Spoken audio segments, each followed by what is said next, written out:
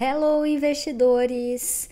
Nessa altura, talvez você já tenha entendido a relevância de investir parte do seu patrimônio em dólar. Mas talvez hoje você ainda ache que investir em dólar, enviar o dinheiro para fora, investir na bolsa americana é ainda um bicho de sete cabeças e você não sabe muito bem por onde começar. Então, o intuito desse vídeo é te mostrar que você pode sim dolarizar parte do seu patrimônio descomplicando. E você pode fazer isso através dos ETFs. Então, fica aqui comigo que eu vou te explicar. Voltando um pouquinho, se você ainda não entendeu o porquê de ter parte do seu patrimônio em dólar, ainda que você nunca more fora, ainda que você não viaje frequentemente, eu vou começar te explicando de uma forma resumida. Tem muitos produtos que você consome aí no Brasil que são dolarizados, direto ou indiretamente. Seja diretamente vindo lá de fora, sendo importado para o Brasil, assim como alguns produtos utilizam de matéria-prima vinda de fora. Além de outros produtos, como por exemplo o petróleo, que é mundialmente dolarizado. Ou seja, o dólar se tornou a principal moeda comercialização no mundo e, consequentemente, a gente acaba sendo afetado pela oscilação da moeda. Um estudo da FGV concluiu que o ideal seria ter pelo menos 15% da sua carteira de investimento em dólar para que pelo menos você cubra a inflação. Como assim? Se parte do que a gente consome vem direto ou indiretamente de fora ou tem parte dolarizada, isso significa que a inflação, que é a medida do aumento do preço das coisas, tem correlação com a moeda dólar. E aí, para que a sua carteira valorize não só em termos nominais, mas também em termos reais, que é aquele rendimento acima da inflação, seria necessário ter um percentual da carteira em dólar. Até porque, infelizmente, o real é uma moeda que mais se desvaloriza do que se valoriza e é uma moeda fraca. É claro que a gente poderia entrar numa conversa muito mais profunda sobre esse tema aqui, mas o intuito é a gente partir para a parte prática. Então, dito isso, entendido que a gente precisa ter uma parte do patrimônio dolarizado, a gente precisa reconhecer qual é a melhor maneira ou a maneira mais prática de se fazer isso. E os ETFs são uma excelente porta de entrada para quem quer começar, mas não quer ou não tem muito tempo para ficar fazendo 1001 análises. Porque o ETF é um fundo de investimento que acompanha um índice de mercado. Nós temos um gestor e a administração de um ETF, que são pessoas que vão gerenciar o dinheiro e administrar o dinheiro dos investidores, e nós temos vários investidores que aplicam seu dinheiro nesse ETF. Esse ETF e o gestor, o que ele vai fazer? Ele vai comprar empresas que seguem um índice de mercado. Existem vários e vários índices de mercado e cada um tem seus próprios critérios. Eles podem ser mais amplos ou eles podem ser de setores específicos com regras específicas. Então, por exemplo, a gente tem o S&P 500, que é um índice que pega as 500 maiores empresas em termos de valor de mercado dos Estados Unidos. E aí a gente tem subdivisões do S&P que setoriza as empresas. Então, por exemplo, um índice que vai pegar as maiores empresas dentro do S&P 500 que tem os critérios X, Y e Z, ou que são de determinado setor. E com isso, você consegue ter dezenas, centenas e às vezes milhares de empresas em um único ETF, diversificando de maneira simplificada o seu dinheiro. E sem também ter que se preocupar de ficar acompanhando ativamente, fazendo análises, porque o próprio gestor vai fazendo a alteração da carteira conforme as regras forem sendo cumpridas ou não por aquelas empresas. Então, exemplo, se o S&P pega as 500 maiores empresas, se uma empresa que antes fazia parte dessas 500 maiores, ela deixa de fazer parte do índice e, consequentemente, deixa de fazer parte também do ETF que segue esse índice. Ou, se uma empresa que tinha um valor X de mercado, ela aumenta seu valor, ela vai ganhando maior exposição, maior percentual no portfólio do ETF. E os ETFs, como costumam ter uma gestão mais passiva, diferente de outros fundos de investimento, cuja gestão é mais ativa, onde o gestor está ativamente escolhendo cada ativo, escolhendo as suas próprias regras, tirando, vendendo, comprando a todo momento, o ETF, como ele tem uma gestão mais passiva, onde o gestor ele precisa apenas seguir um índice, a taxa de administração dos ETFs são menores. Entendido a importância de dolarizar e entendido que os ETFs são uma boa porta de entrada para a gente dolarizar o nosso patrimônio, vamos agora entender como você poderia montar uma carteira de bons ETFs. E para isso nós vamos montar uma planilhinha aqui, onde eu vou mostrar para vocês quais ETFs são possíveis para cada tipo de segmento. E aí eu comecei dividindo aqui em categorias que eu considero que são essenciais para uma carteira, que eu não deixaria faltar, independente se forem esses ETFs que eu listei ou outros que sigam a mesma ideia. Os ETFs que vão te assegurar e proteger o seu patrimônio. ETFs com mais potencial, entretanto também com mais risco. E os ETFs de setores específicos. Então, começando pelos essenciais, como eu falei para vocês, o S&P 500 eu acredito que é um índice que a gente tem que ter um ETF que busca seguir esse índice, porque historicamente é difícil bater o S&P 500. E aí, para isso, nós temos vários ETFs, claro, mas eu trouxe aqui os dois principais, que são os mais conhecidos, que são o IVV e o VOO. São dois ETFs de gestoras diferentes, porém com os mesmos princípios, as mesmas regras, inclusive a mesma taxa de administração. Então, tanto faz se você vai escolher o IVV ou o VOO. Inclusive, eu pesquisei aqui nesse site para mostrar para vocês. Aqui esse site tem a função de conseguir verificar se dois ETFs eles têm empresas similares. E aqui mostrou que 99% das empresas que tem um tem outro, ou seja, é basicamente o mesmo ETF. E aí eles vão ter cerca de 500 empresas, praticamente todas elas são large caps, que são empresas com um grande valor de mercado. O maior setor é o de tecnologia, porque são as empresas que têm maior valor de mercado,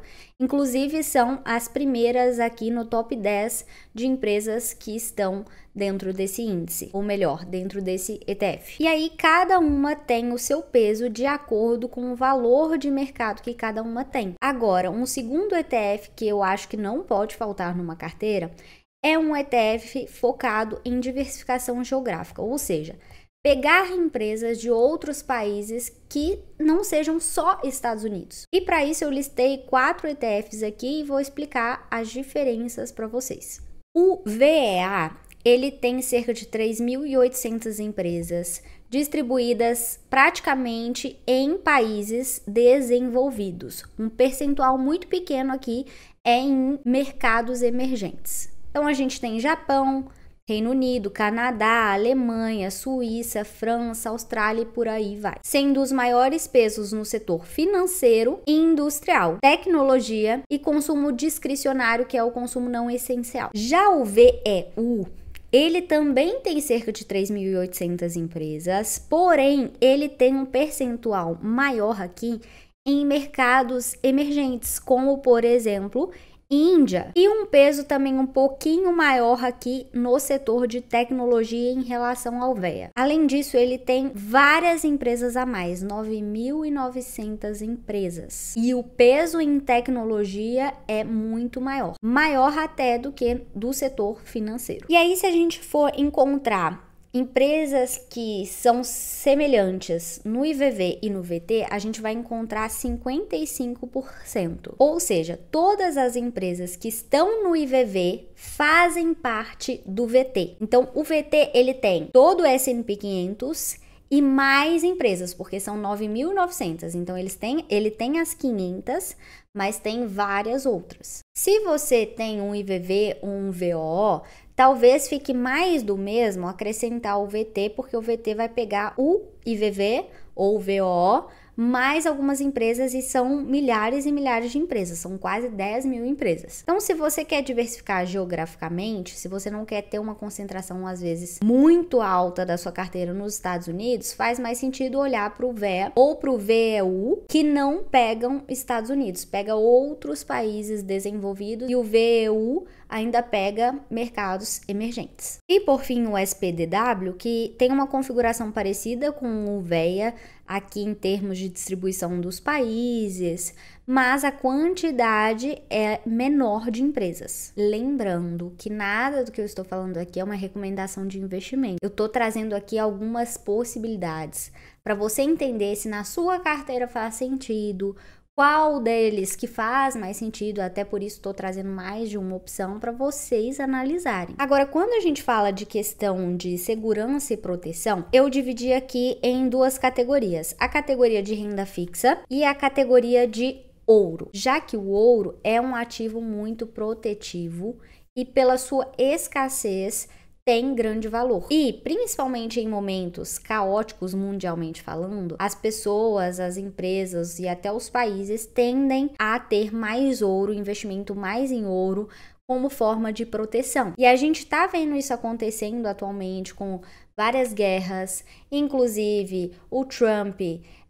tomando várias medidas que sacudiram o mundo. Por isso a importância, às vezes, de ter essa parte atrelada ao preço do ouro. Mas antes da gente continuar, não esquece de deixar o seu like aqui para mim, porque é muito importante para eu continuar gravando vídeos como esse. E aí, começando por renda fixa, eu dividi aqui em renda fixa de curto prazo, que seria o SGOV e o TFLO, e de longo prazo, que eu coloquei aqui 4 possibilidades de ETFs. O SGOV é um ETF que compra títulos públicos, títulos do governo americano, que seria como se fosse o nosso tesouro direto, mas títulos apenas de curto prazo, chamado de T-bills. Já o TFLO, ele também compra títulos públicos de curto prazo, só que com um prazo um pouco maior do que o SGOV, só que diferente do SGOV, o TFLO tem títulos que pagam cupons que se ajustam semanalmente de acordo com a taxa de juros americana. Falando de uma forma assim, bem simplificada para vocês entenderem, se a gente fosse comparar o SGOV com títulos brasileiros, a gente estaria falando de pegar títulos pré-fixados de prazos muito curtos, de 1 a 3 meses, que no Brasil nem existem. Quando você vai lá no Tesouro Direto, você só encontra pré-fixados para um prazo bem grande. E aí esses títulos pré-fixados, eles, por mais que sejam pré-fixados, como eles são de curtinho prazo, eles acabam acompanhando a oscilação dos juros. Por quê? Porque a cada 1, 2, 3 meses, esses títulos vencem e outros de mesmo prazo, de prazos curtos, são colocados no lugar. E aí esses novos títulos que são colocados no lugar dos que já venceram, eles têm taxas novas que acompanham a projeção da taxa de juros americana. Já o TFLO, ele tem títulos mais parecidos com os pós-fixados, já que o cupom que esses títulos pagam são ajustados semanalmente de acordo com a taxa de juros. E ambos pagam dividendos mensais. Então, se você for ver o histórico desses ETFs, o preço deles não oscila praticamente nada. Por quê? Porque o rendimento deles é pago em forma de dividendos mensais. Então, não é que você vai comprar o ETF e ele vai se valorizar. Ele vai distribuir essa valorização em forma de dividendos. Já os ETFs de longo prazo, que são TLT, TLH, VGLT e GOVT, são ETFs que pegam títulos com prazos mais longos. Então tá vendo que aqui tá escrito 20 plus year Treasury Bond. Isso significa que o TLT tem títulos com mais de 20 anos para vencer. E por serem títulos com prazos bem longos, eles têm um efeito da marcação a mercado, assim como acontecem nos títulos do Tesouro Direto Brasileiro, que são pré-fixados ou híbridos, que são para longo prazo. Qualquer título, na verdade, pré-fixado ou híbrido, vai sofrer essa oscilação, mas quanto mais longo eles forem, maior é esse efeito. Principalmente no Brasil, onde os juros oscila muito mais rápido do que no mercado americano. Então, para um momento onde a taxa de juros americana está alta e a expectativa é que nos próximos anos ela vá cair, que é mais ou menos o momento que a gente está vivendo agora.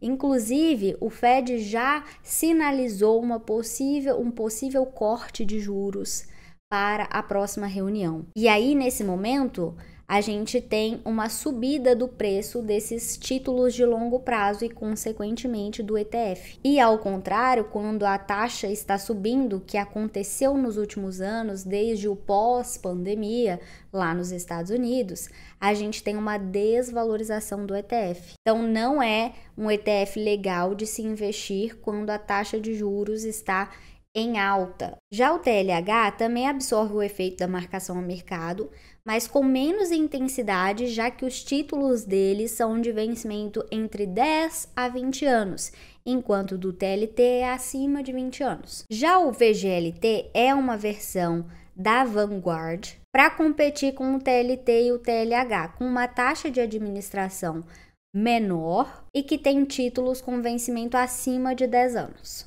Já o GovT, ele é um título que tem prazos de vencimento mais diversificados. Então, ele tem prazos mais curtos, prazos médios e prazos longos. Já os ETFs IAU e GLMD, eles seguem a oscilação do preço do ouro. A única diferença entre eles é que o GLMD, ele tem uma taxa de administração um pouco menor, mas também tem uma liquidez menor, ou seja, há uma movimentação de dinheiro menor no GLMD. Além disso, o IAU tem por trás uma gestora mais conhecida. Mas, Bianca, como que esses ETFs seguem a oscilação do preço do ouro?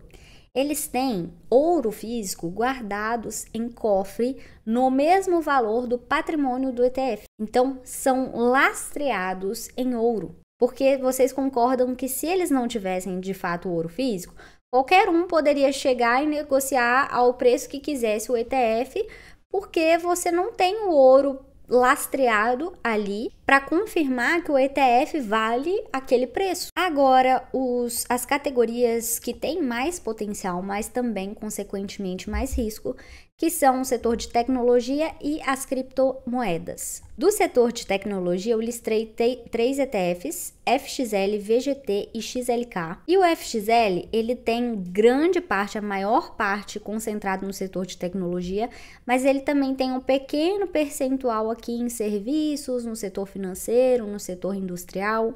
E ele tem cerca de 100 empresas, a maior parte dos Estados Unidos. Já o VGT, ele tem mais empresas, mais de 300, também norte-americanas em sua maioria, porém com uma concentração praticamente 100% em tecnologia. Já o XLK tem todas as empresas do setor de tecnologia, porém com menos empresas. Já os ETFs de criptomoedas que eu listei foram IBIT, NCIQ e BITW. O IBIT é o ETF de Bitcoin da BlackRock. O NCIQ, ele, além de Bitcoin, tem Ethereum, e o BITW, ele é mais diversificado, pegando as 10 maiores criptos com o maior valor de mercado, sendo cerca de 70% em Bitcoin e o restante nas outras 9 moedas. E agora vamos para os setores específicos. Eu listei alguns, mas é claro que você pode ir além desses. Pode ser que alguns façam sentido para você, outros não.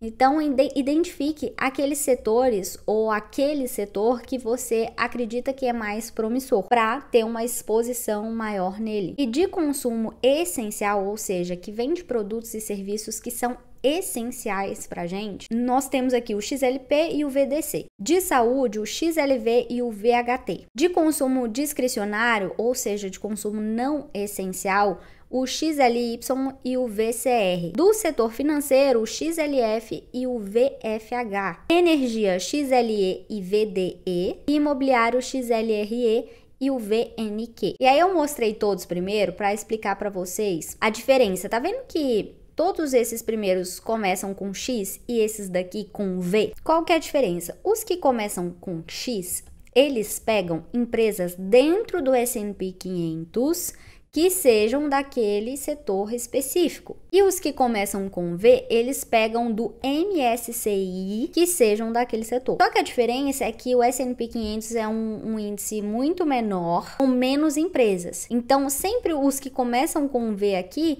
vão ter mais empresas do que esses que começam com X. Então, vamos comparar o XLP com o VDC. O XLP tem 38 empresas e o VDC ele tem 113. Então, se você quer algo mais diversificado, com mais empresas, esses ETFs com V vão ser mais úteis. E se você quer menos empresas, mais concentradas, que são realmente as melhores das melhores, digo em termos de valor de mercado, tá? Não necessariamente elas vão ser as melhores que têm os melhores indicadores, que estão nos melhores preços, mas elas são as maiores empresas. Não vamos nem falar melhores aqui, vamos falar maiores. Aí sim, esses com X vão concentrar nessas maiores empresas. Eu espero que vocês tenham gostado bastante do vídeo e se gostaram, não esquece de deixar seu like aqui, comentar, se inscrever no canal e de me seguir lá no meu Instagram,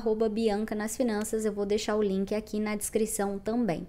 E se você quer saber como pode ser acompanhado por mim para construir a sua carteira de investimento ou melhorar a carteira que você já começou a construir, vai lá no meu Instagram, me segue e me manda uma mensagem no direct ou clica no link da minha bio, ou você pode também clicar aqui na descrição, vai ter o link aqui de um formulário que você pode preencher para eu entrar em contato com você. É isso e até mais.